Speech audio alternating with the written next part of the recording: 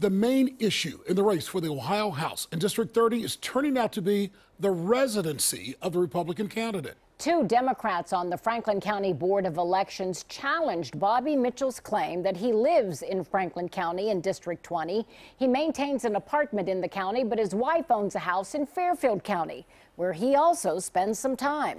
As our Tyler Beckham explains tonight, the dispute over Mitchell's permanent or primary residence, I should say, is moving in a new direction, Tyler? Yeah, Mike, the Franklin County Sheriff's Office is being asked to investigate allegations of voter fraud against Mitchell and his wife. The seat Republican Mitchell's running for represents areas in eastern and southeastern Franklin County.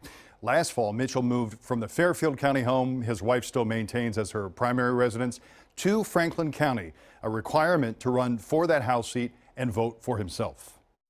This is a very unusual circumstance particularly involving a candidate. Two Democrats on the Franklin County Board of Elections claim Ohio House 20th District candidate Bobby Mitchell and his wife committed voter fraud. The two Republicans on the board disagree, but a ruling by Republican Secretary of State Jon Husted came down in Mitchell's favor. When I did not live in Franklin County, I stayed in Fairfield County. When I left Fairfield County, I moved back to Franklin County. That's very simple and very simple way. I have signed leased neighbors that have seen me at any place and any residence that I've ever lived at. Concerning to Leonard is Mitchell's wife's primary residence in Fairfield County in the couple's $450,000 vacation home she bought in 2016. But then in May of 2018, she decides to vote provisional ballot in Franklin County at an address in Franklin County, and as soon as it gets questioned, she changed her registration back to Fairfield County.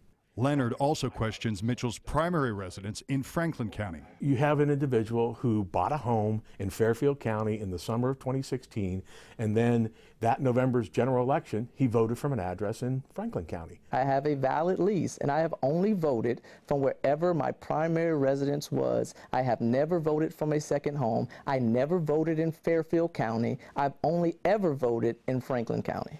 More concerning to Mitchell that what Republicans refer to as a Democratic Party operative was spying on his family. Before telling the board, Mitchell didn't spend most of his time in Franklin County, where he could have voted for himself. This operative listed times that he had looked through my windows, times that he came by my house.